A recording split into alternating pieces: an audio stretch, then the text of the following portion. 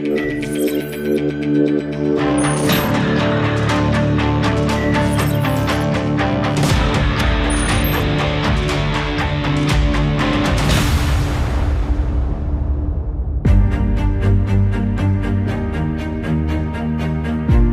aluminium itu adalah industri smelter yang semenjak didirikan menggunakan energi listrik yang bersumber dari pembangkit listrik tenaga air.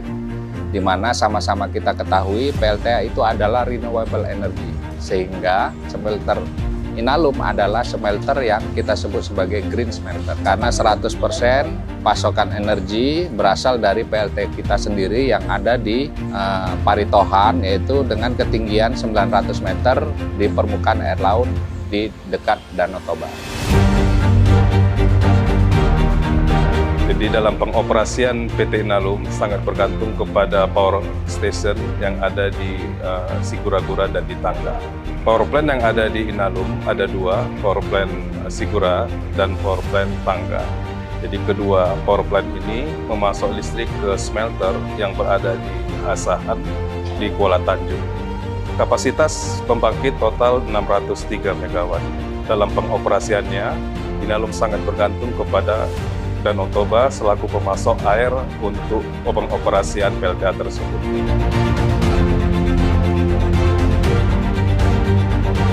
Inalum sudah memberikan kontribusi kepada bangsa dan negara dalam bentuk supply aluminium domestik.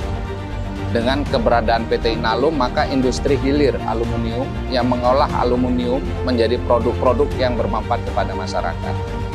Kemudian dari awal operasi kita sangat concern terhadap kebutuhan masyarakat, khususnya dalam penciptaan lapangan kerja dan penyerapan tenaga kerja.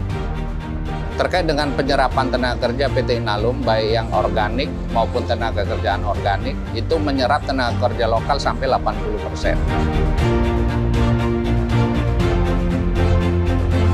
Jadi sebetulnya Inalum ini berdiri sebagai anchornya adalah adanya potensi energi listrik di Danau Toba, di mana elevasi 900 meter itu punya potensi sekitar 1,1 gigawatt energi listrik. Jadi riset sudah dilakukan dari zaman Belanda 1908 sampai kita mengalami kemerdekaan, akhirnya Jepang itu tertarik untuk berinvestasi di Indonesia. Kenapa? Karena potensi energi listrik ini yang besar.